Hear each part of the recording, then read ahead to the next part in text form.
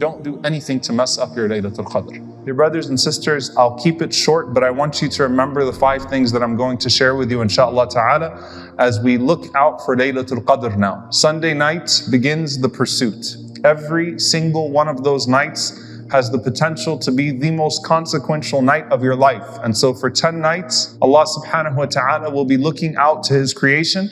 And we ask Allah subhanahu wa ta'ala that what He sees from us is pleasing to Him. Allahumma ameen. And the Prophet sallallahu alaihi wasallam said, whoever stands up, whoever observes Laylatul Qadr with faith and seeking the reward, Allah will forgive them for all of their previous sins. We ask Allah subhanahu wa ta'ala to make us amongst them. Allahumma ameen. So 5 things, dear brothers and sisters, I want you to carry with you, inshaAllah ta'ala, and to set your mind to from now as we get into these last 10 nights. Number 1, as we go into the last 10 nights, and as we hope that we catch Laylatul Qadr, remembering that the night starts at Maghrib. Remembering that the night does not start at Isha, but the night starts at Maghrib.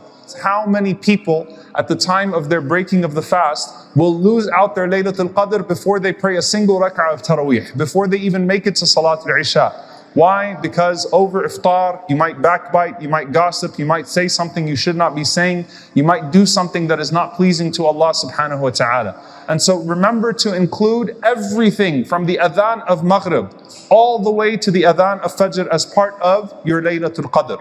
The second thing, dear brothers and sisters, to make sure that we catch Isha and Fajr all 10 of those nights and days within Jama'ah.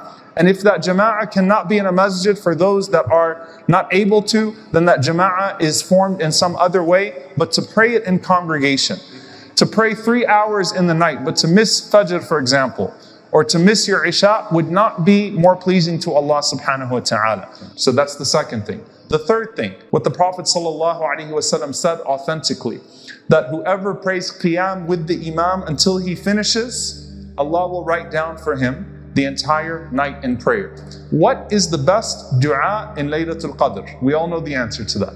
This number 4 means keeping yourself busy in dua, and particularly the short du'as. I'm going to mention the reason why. Most people in here, if not everyone, already memorizes Allahumma innaka afuwun tuhibbul afwa fa'fu anni.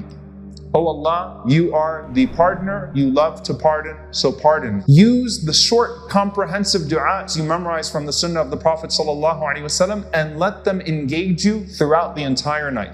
Finally, dear brothers and sisters, number 5.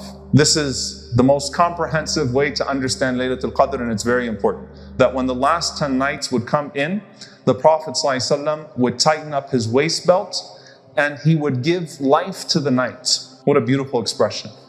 And he would wake up his family. He would make sure that his family also was participating in it. Rasulullah ﷺ, when he said, do not turn your homes into graveyards. Why? Because dhikr gives life to the heart and it gives life to any space that we are in. Imam al-Shafi'i, rahimahullah ta'ala, he has a very important reflection on this hadith.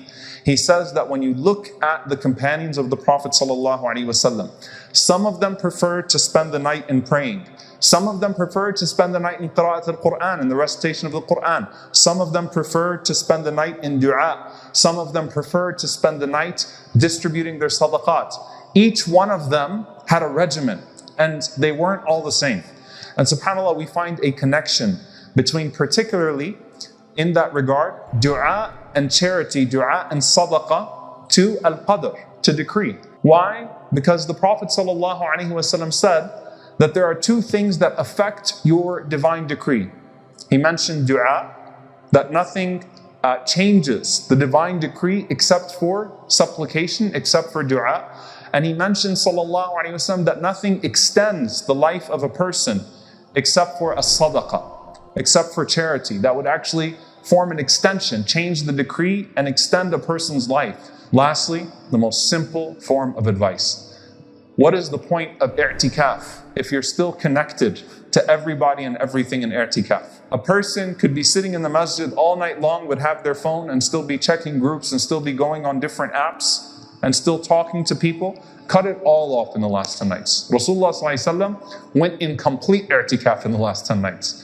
Let's try to cut it all off, inshaAllah. Remember, subhanAllah, Laylatul Qadr, the night of Laylatul Qadr was lost because the Prophet ﷺ came out and he saw two companions that were arguing. The Quran says, بسم الله الرحمن الرحيم إنا أنزلناه في ليلة القدر وما أدراك ما ليلة القدر ليلة القدر خير من 1000 شهر تنزل الملائكة والروح فيها بإذن ربهم من كل أمر سلام هي حتى مطلع الفجر.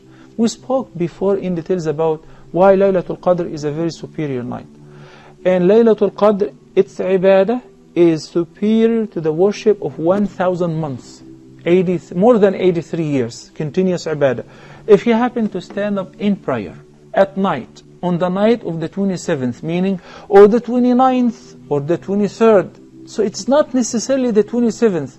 There are some ahadith indicated it was the 27th because it happened once, twice, several times to be on the 27th, but not necessarily.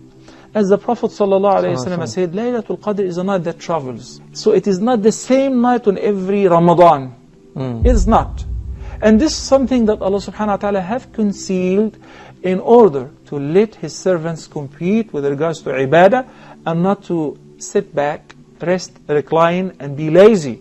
Because I assure you, if it is confirmed today that Laylatul Qadr was the first day of Ramadan, people will just sit back and that's it. Khalas, my night of ibadah was better than 1,000 months. Why do I have to continue?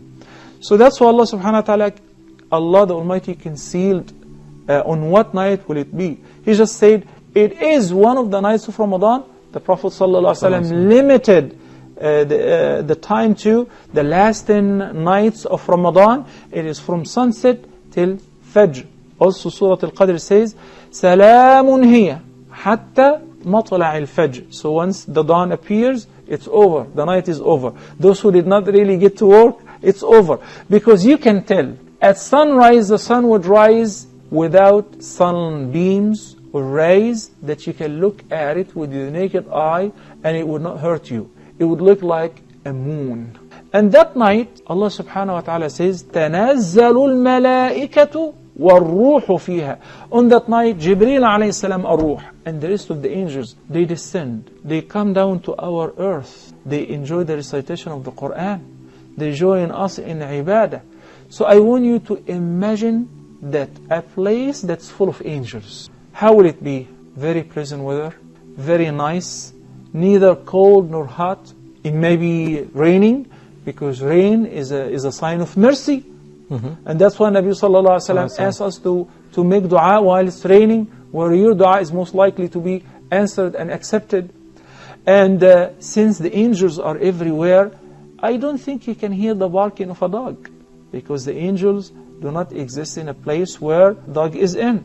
So al-ard will be full of peace. Weather will be very pleasant, neither cold nor hot. And it is your opportunity to seize that night in ibadah in order to earn the reward of worshiping Allah for more than 83 years continuously.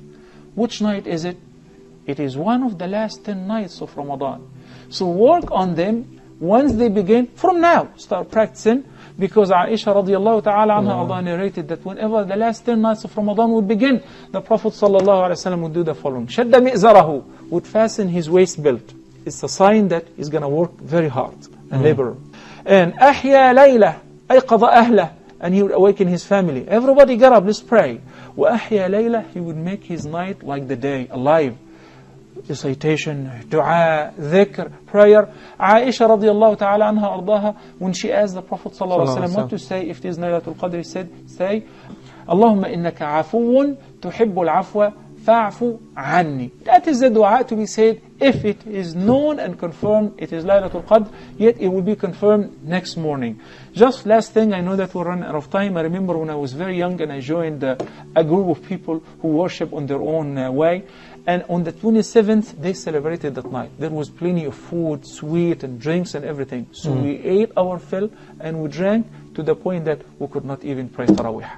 So the real celebration of the last 10 nights and the odd nights, and Laylatul Qadr, if you're confirmed, if you know when it is by praying, by making dhikr, by reciting the Quran, and by saying, Allahumma innaka afuun tuhibbul afwa fa'fu anna.